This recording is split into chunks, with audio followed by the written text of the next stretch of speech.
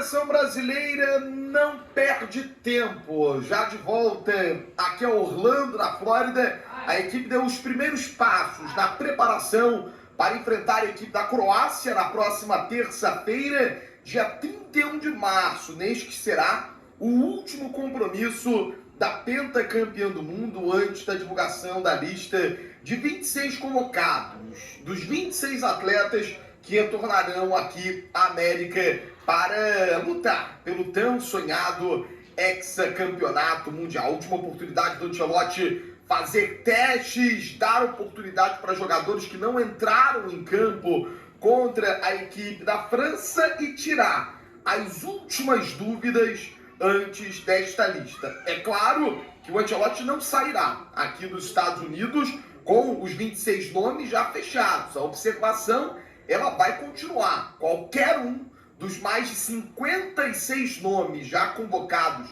pelo técnico Carlo Ancelotti desde que ele assumiu a seleção brasileira pode ser chamado para o Mundial. É evidente que há alguns atletas que estão com a vaga mais encaminhada, outros que ainda estão tendo que convencer o técnico italiano que eles merecem estar na Copa do Mundo, mas é evidente que quando você tem um teste após uma derrota, e esse teste é contra uma equipe que foi finalista em 2018, terceira colocada da Copa do Mundo de 2022, isso pode trazer algumas impressões e algumas respostas para o treinador e para a comissão técnica na preparação para a Copa do Mundo. É importante situar que a Croácia jogou em Orlando logo depois que a seleção brasileira encerrou a partida contra os franceses.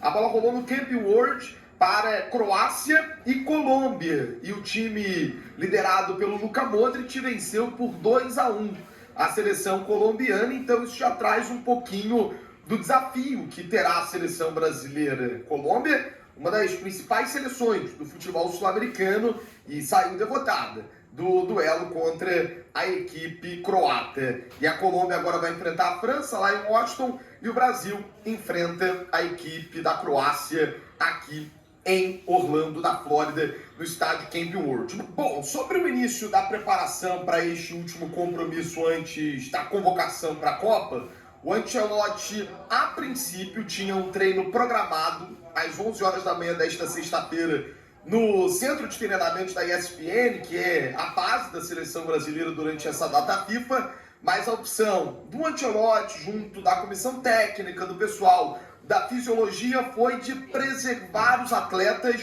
de uma atividade com bola.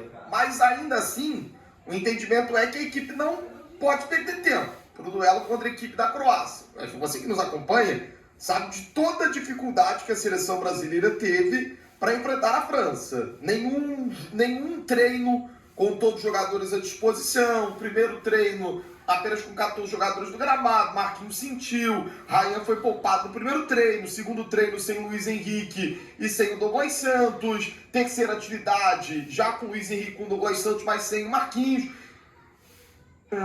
Da FIFA, assim, muito complicado para a seleção brasileira por conta das questões físicas e por conta também das questões logísticas. Então, não há sentido de você simplesmente liberar os atletas depois de uma derrota e prejudicar a preparação agora para o duelo contra a equipe da Croácia, que tem tudo para ser uma preparação mais completa do que foi para o jogo contra a equipe da França. Isso porque o Ancelotti já está começando essa preparação sabendo com quais jogadores ele vai poder contar. E é claro que se todo mundo ficar saudável, ele a partir da atividade de sábado vai contar com a seleção brasileira completa dentro daqueles jogadores que permanecem aqui em Orlando junto da seleção. Porque a equipe teve cortes, já vou trazer para você. Mas essa primeira atividade, uma atividade sem bola, a equipe não foi ao complexo da ESPN, que fica 10, 15 minutos do resort onde a seleção brasileira está hospedada, é tudo dentro do complexo da Disney. A opção foi por levar os jogadores que jogaram 45 minutos ou mais apenas para academia, fazendo exercícios de recuperação muscular, uma bicicleta, nada muito intenso. Os jogadores que ficaram no banco de reservas entraram no segundo tempo, atuando menos de 45 minutos, e esses fizeram um trabalho um pouquinho mais pesado para ter a carga ali de treino do dia, para ninguém ficar com a perna pesada, justamente para que no primeiro treino com bola, no sábado, a equipe já possa contar com todos os jogadores à disposição. E aí a ideia é que o Ancelotti possa contar com todos os 24 atletas que seguem aqui em Orlando, porque daquela lista que inicialmente era de 26, virou de 25, com corte do Gabriel Magalhães e opção por não chamar nenhum outro zagueiro. O Ancelotti, desses 25, precisa cortar 2 jogadores. A gente já tinha antecipado que o Rafinha muito provavelmente seria cortado. Ele sentiu um incômodo muscular na posterior da coxa direita durante o primeiro tempo do amistoso contra a equipe da França e já retorna a Barcelona para seguir o processo de recuperação. A gente ainda não tem a oficialização de qual grau da lesão do Rafinha, mas no pior dos cenários ele pode ficar até de 2 meses fora de campo. Então, há todo um cuidado com o Rafinha, tanto pensando em reta final de temporada com a equipe do Barcelona, que está lutando pelo título da UEFA Champions League, está lutando pelo título de La Liga, mas também pensando no retorno do jogador aqui aos Estados Unidos para a Copa do Mundo. E além do Rafinha, esse a gente já imaginava que seria cortado, o Wesley, lateral direito da Roma, que foi titular contra a equipe da França, teve o mesmo problema posterior da coxa direita. A gente ainda não tem informação de qual é o grau dessa lesão, quanto tempo ele ficará de fora, mas o Wesley também não segue junto da seleção brasileira. Então a gente está pensando numa lista que era de 26 e 3 atletas são cortados. E aí o curioso é, o Ancelotti não chama nenhum atleta para a vaga desses 3 jogadores. Ele corta o Gabriel Magalhães no início da data FIFA, ninguém é chamado. Ele corta o Rafinha, ninguém é chamado. Ele corta o Wesley, ninguém é chamado. Ele poderia chamar qualquer outro jogador da pré-lista. Mas a opção do Ancelotti foi por chamar um zagueiro. E aí pegou todo mundo de surpresa a convocação do Vitor Reis, que foi uma venda histórica que o Palmeiras fez entre a temporada de 24 e 25. Fez um baita campeonato brasileiro naquele ano. Foi vendido ao Grupo City, chegou a disputar a Copa do Mundo de Clubes e agora está no Girona, disputando o campeonato espanhol. E o Vitor Reis, cria da academia, se junta à seleção brasileira na tarde desta sexta-feira no Four Seasons Resort, que serve de concentração para a pentacampeã do mundo. E aí você pode se perguntar, por que o Vitor Reis?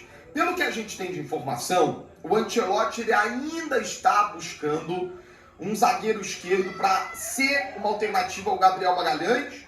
E aí esse alerta ele fica ainda mais amplificado, ele ecoa ainda mais alto, porque o Ancelotti está preocupado com essa questão física dos jogadores da seleção brasileira, está preocupado com essa questão física dos atletas. São muitas lesões, muitos jogadores em baixa, e ele não tem ainda a opção B e a opção C para ser essa alternativa ao Gabriel Magalhães. A ideia inicial era que os zagueiros de esquerda fossem Gabriel Magalhães e Alexandre Ribeiro, do Lille. Só que o Alexandre Ribeiro teve uma lesão, está tendo dificuldade de performar, está tendo dificuldade de ter sequência, é mais ou menos aquela mesma régua. Por que o Neymar não é convocado? O mesmo motivo que o Alexandre Ribeiro não está sendo convocado, porque não está tendo sequência dentro do gramado, pós-lesão está muito complicado para o Alexandre Ribeiro lá no norte da França. E aí o Ancelotti chamou o Léo Pereira, só que ele é o único zagueiro pela esquerda junto da seleção.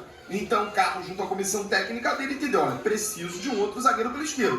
Muita gente gostaria que fosse o Murilo, da equipe do Nottingham Forest. Muita gente gostaria que fosse até o Thiago Silva, que é um zagueiro que joga mais pela direita, mas pode fazer esse setor esquerdo do gramado. Mas o Ancelotti